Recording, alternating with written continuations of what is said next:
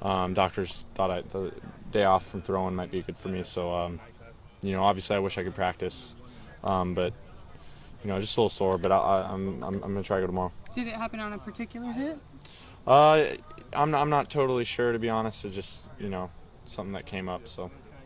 Adrenaline helped you get to finish the rest of the game. Yeah, it's hard. You felt pretty good, after a win like that.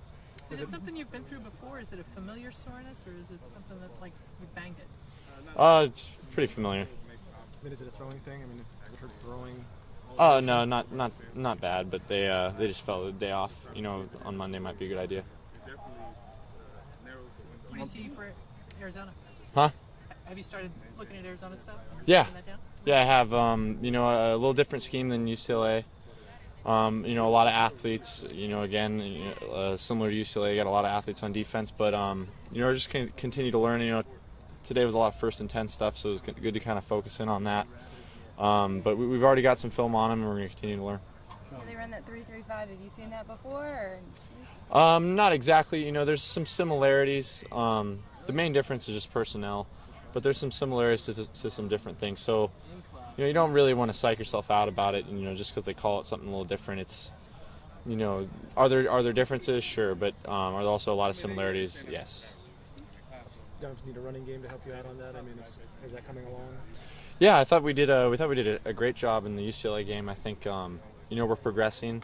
Like Storm said, we're still growing. I think I went back and looked at the UCLA game on Sunday, and I think while we played pretty well, I'd say there was also a lot of stuff that we left out. I know I can think of several throws that I missed. Obviously I had a long one called back, but that's just part of the game. But I think we can continue to learn, and I think we still haven't really put together that complete game. You had one ball out to the flat that just fell. Did it just slip out of your hands early on? Yeah, it just kind of slipped. That happens. Yeah. Now that you guys have made that big jump in the rankings, how are you keeping your team, very focused on nothing too?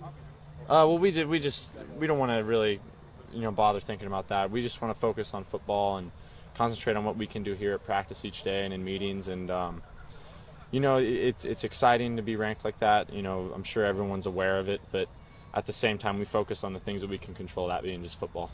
Sean, as a captain on this team, and you want to keep your guys even keel and stay on the same track, even though the ranking, you got to going on the road again. What has been your message to your teammates?